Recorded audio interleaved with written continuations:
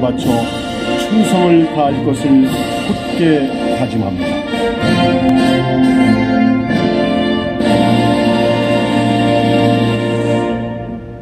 바로 다음은 애국가 제청이 있겠습니다.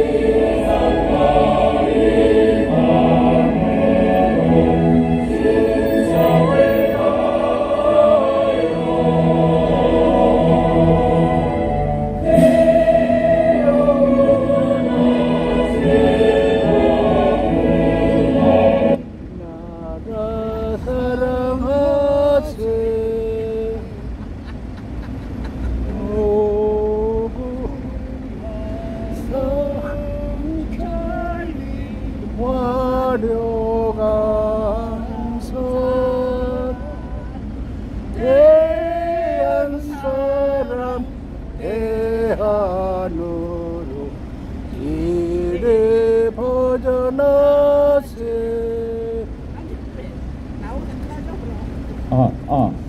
예, 애국가 그만하겠습니다. 잠시만요.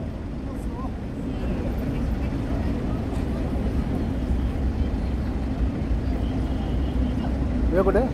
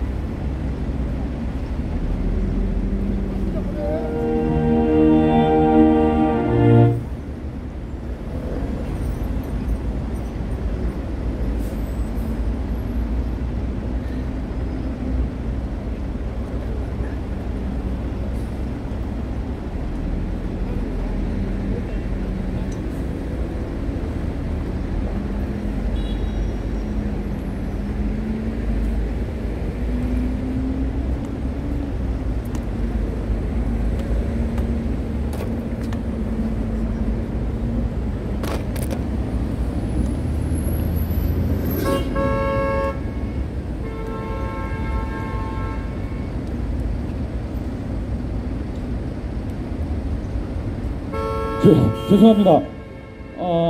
약간의 진행하는데 문제가 생겨서 마지막으로 국민의례 중이니까 마지막으로 그 순국성렬에 대한 묵념을 하겠습니다. 일동 묵념.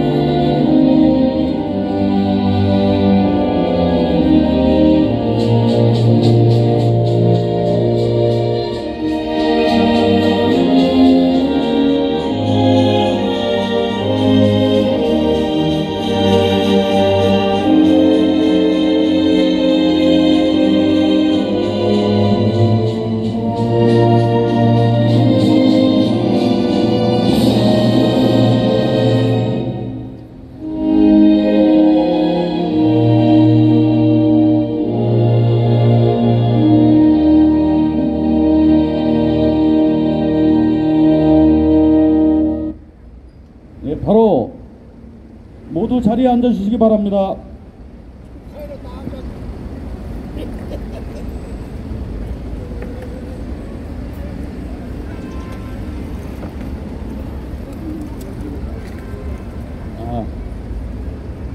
네. 아직도 이게 기계가 좀 서툴러 가지고 우리 진행 보조하시는 분이 약간의 좀 이렇게 실수를 하셨습니다. 앞으로 연습을 해가지고 앞으로는 매끄럽게 진행될 수 있도록 준비를 하겠습니다. 괜찮아. 여기 너무 올라갔어요. 조금만. 예, 됐어요. 예. 예, 우리 연사님께서 오셨는데 제가 인사 말씀 간단하게 말씀을 드리기 전에 오늘은 다른 인사말보다도 우리 정광용 회장에 대해서 우리 정광용 회장과 박사모에 대해서 간단하게 여러분께 조금 이렇게 PR 겸 해서 말씀을 좀 드리고자 합니다.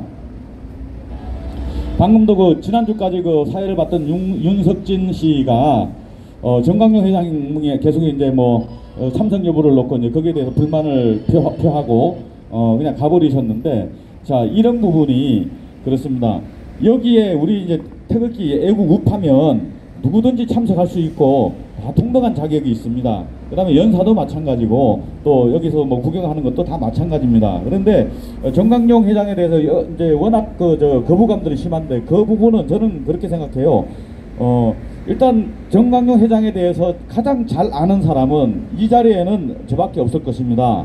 그 다음에 지금 광화문에서 이렇게 행사를 하시고 모든 많은 동지들이 있지만 그 많은 어떤 사람보다도 저보다 잘하는 사람이 없을 거예요. 저는 벌써 박사모에서 10년이 넘었고 그 이전에 여러 가지 많은 행사를 같이 했고 많은 일들을 정광용 회장하고 했습니다. 이 박사모라는 것은 아시다시피 박근혜를 사랑하는 모임, 그러니까 오로지 애국 우파 중에 한 분야이기는 하지만 그 중에서도 박근혜라는 큰 정치인을 저희가 따라서 그분을 서포트했던 그러한 팬카페입니다. 그러다 보니까 기존의 애국 단체들이 많습니다만은 약간의 활동 방향이 약간이 좀 달라요. 예를 들면 지금 보면은 여기서 각각 집회하는데 이슈만 보면 거기 나오시는 많은 애국 동지분들은 박근혜 대통령의 현 상황에 대해서 안타까워하고 또 그분의 어떤 명예훼손이나 이런 거를 대부분 모든 분들이 다 생각을 하고 계십니다. 그런데 그걸 리드하는 사람들은 대부분 보면 지금 현재 문재인 정권 타도 또는 국가 안보 문제를 들고 나와서 이념과 사상적인 문제를 가지고 문재인 정권에 대해서 이제 날을 세우는 경우가 많아요. 물론 결론은 같은 내용인지 모릅니다. 지금 현재 문재인 정권을 갖다가 무너뜨려야만 또 우파가 집권을 할 수 있고 그래야만 박근혜 대통령한테 약간의 유리해 줄 수 있는 부분이 있기는 합니다. 그런데 거기도 약간의 좀 함정이 있죠. 자, 우리 지금 애국 우파를 대변할 수 있다는 현재 가장 큰 세력인 자유한국당이 거기가 우리가 생각하는 순수한 어떤 그런 면만 있는 게 아니라 좀 부정적인 요소가 상당히 좀 있지 않습니까? 그 부분이 뭡니까? 박근혜 대통령의 탄핵에 동조한 세력들이죠. 자, 그러면 자, 여기서 또 저희가 그 딜레마가 빠지게 되는데, 자, 이것을 어떻게 극복해야 될까요? 과연 박근혜 대통령을 탄핵시킨 사람들도 용서를 하고 전체 우리 우파가 한데 뭉쳐서 우파가 승리하는 게 먼저인가? 또는 그렇지 않으면 박근혜 대통령에 대해서 배신한 배신자들을 단호히 우리가 단죄를 내려서 그 사람들을 쳐내고 나머지 인원들을 모아가지고 순수한 애국우파 활동을 해서 우리가 또 승리할 수 있을 것인가? 뭐 여러 가지 딜레마가 있습니다. 이런 과정에서 이제 이 활동을 하다 보니까 지금 와서 어떤 여기에 대해서 여기 와서 불만을 많이 토로하는, 특히나 정광용 회장님에 대해서 불만을 토로하는 사람들은 대부분 보면 우리가 96년도 그 탄핵 사태 이후에 그 태극기 집회를 갖다가 박사모에서 가장 크게 이제 시작을 했고 탄기구까지 발전해서 국민저항본부로 지금 내려옵니다만은 그 시절 이전에 그 탄핵 사태 이전부터 아스팔트에서 애국 활동을 했던 분들이 많아요. 이런 분들하고 박사모에서 진행하는 이런 집회나 이런 그 정서가 약간의 차이가 있습니다. 그렇다 보니까 그 부분에 대해서 더군다나 정광용 회장을 좀 이해를 못 하시는 분들이 많은 것 같아요. 제가 보는 정광용 회장은 간단하게 정의를 내면 이렇습니다. 팬카페 생활을 하다가 자기가 모시는 박근혜 대통령이 탄핵을 당하는 사태를 맞아서 누구보다도 앞서서 또 가지고 있는 역량을 총집결해 총동원해서 애를 쓴 사람입니다. 그래서 다른 이전에 아스팔트에서 많은 애국단체들이 활동을 했지만 탄핵 사태를 맞아서 거기에 대해서 탄핵이 거의 결정적이 돼가는 그런 순간까지도, 탄핵이 가시화되는 그런 순간까지도 아스팔트의 자칭 애국 보수들은 그걸 해결을 못하고 나서지를 않고 있었어요. 그래서 우리가 기다리다 보다 안타까워서 제가 먼저 이제 정 회장님을 우여곡절 끝에 같이 이제 의기투합해서 이거 우리가 가만히 있으면 안 된다. 왜들 보면은 지금 우리 보면은 그 당시에 자유총연맹, 그 다음에 경우회, 또 향후회 등등 기라성 같은 큰 애국단체가 엄청 많았음에도 아무도 나서지 않고 있었잖아요. 그래서 이제 제가 답답해서 이제 정 회장을 설득을 해가지고 우리가 집회를 하게끔 이제 해서 우리가 서울역에서 집회를 하게 됐던 것입니다. 그런 과정에서 결론적으로 탄핵을 막지는 못했습니다. 엄청난 인원은 많은 동지들이 도와줬고 수많은 국민들이, 수천만 명의 국민들이 호응을 했음에도 불구하고 우리의 이제 막지는 못해서 거기에 대해서 정 회장도 많은 사과를 했고 또 자신도 2년 가까이 감옥 생활을 했습니다. 물론 이걸로 대가를 했다 이렇게 말할 수는 없겠지만 여기서 순수하게 자기가 어떤 박근혜 대통령 탄핵을 막고 국가를 바로 세우기 위해서 운동했다가 감옥에 가신 분들 그렇게 많지는 않아요. 또 그만큼 2년 정도까지 형을 살고 고통을 받은 사람이 별로 없을 것입니다. 그런데 대부분 보면 그때도 이렇게 외부에서 왔다 갔다 하시면서 겉모습만 보고 정광용 회장 근처에도 가보지 못한 사람이 그 사람을 마침 다 아는 거 모양 지금 와서 비난을 해대요. 이런 현실이 좀 안타깝습니다. 그래서 우리가 그렇습니다. 거기서 어떤 책임을 묻고 또 어떤 과정을 물었을 때 물론 잘못된 것도 있습니다만은 모든 게 공과 사를 냉정하게 판단을 해야 되거든요. 그때 당시에 그렇게 어마어마한 게 남들이 볼 때는 어떤 벼슬같이 보이고 대단한 권력같이 보였을지도 모릅니다. 그러나 결과는 어땠습니까? 감옥에 갔듯이 만일에 또 탄핵을 막아내서 정말로 또 그 당시에 박근혜 대통령께서 원대복귀가 됐었으면 또 어떤 결과가 나왔을지 모르겠습니다만은 결과적으로 이게 잘못돼가지고 본인이 가장 큰 피해를 본 사람이 정광용이라는 사람입니다. 그런데 그 사람을 지금에 와서 대놓고 그걸 여러분도 그 자리에 있어 보지도 않고 그걸 비난할 수 없는 거거든요. 외부에서 봤을 때 물론 조금 이렇게 부족한 면도 있고 그렇습니다. 그런데 사람이라는 게 그래요. 그렇게 수천만 명, 수백만 명이 모인 데서 그 많은 사람들 다 만족시킬 수는 없습니다. 거기서도 그렇습니다. 아까 말씀드린 것처럼 박사모로서의 행했던 우리 활동과 또는 방향과 기존의 아스팔트 활동을 했던 사람들하고 또 방향이 약간 좀 달라요. 그렇기 때문에 거기서도 이미 약간의 어떤 불만 세력이 있을 수가 있는데 그 많은 사람들 있다가 나왔을 때는 탄핵 사태를 맞아서 어떻게 탄핵을 막아보고자 하는 이런 생각들이 많았음에도 불구하고 그 중에서 한 10% 정도는 나타나가지고 그럽니다.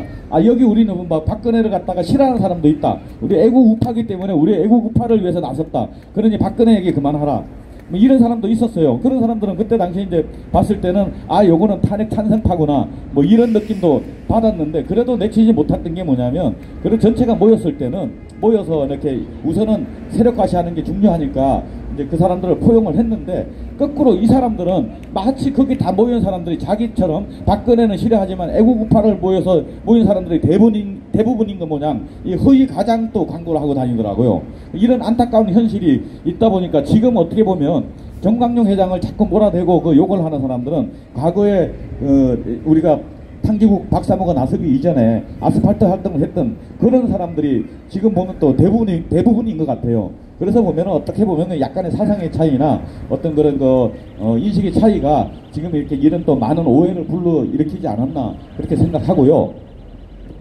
긍정적인 면으로 본다 그러면 그렇게 그 정광용 회장이 늦게 나섰습니다. 그러니까 그 이전에 서경석 목사를 비롯한 또 몇몇 팀들이 그 아스팔트에서 그 탄핵 사태나 또 언론의 어떤 왜곡 그런 공작이 심해질 때 그런 것을 막고자 해서 뭐 매주마다 또 목요일마다 아마 서울역에서 많은 집회를 했었어요. 그렇지만 그 효과적으로 사람들을 모으지를 못했습니다. 그 왜 그랬을까요?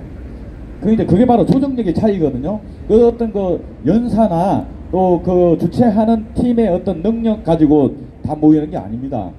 박사모는 그 이전 10년이 넘게 15년 넘게 조직적인 어떤 활동을 해왔기 때문에 전국 각 지역에 다 회원들이 있고 지역 조직이 다 갖춰져 있어요. 예를 들어서 한 개 도면은 그 도의 본부장 밑에 10개, 20개의 지부가 있고 그 각 지부마다 10개 정도의 또 지회가 또 있습니다. 그렇기 때문에 사람이 한번 호응을 해서 움직이게 되면 전국에서 여러분 뭐 부산이고 경남이고 뭐 무슨 거제도고 뭐 이런 데서 또 강원도서 개별적으로 오기는 쉽지가 않습니다. 그러나 그 지역에서 예를 들어서 평창이나 정선이나 어디 거제도에서 한 리더가 나서서 버스 하나 준비해가지고 다 몇 시까지 다 와라 그러면 쉽게 올 수 있습니다. 이러한 조직력을 가지고 대거 사람을 모았던 것입니다.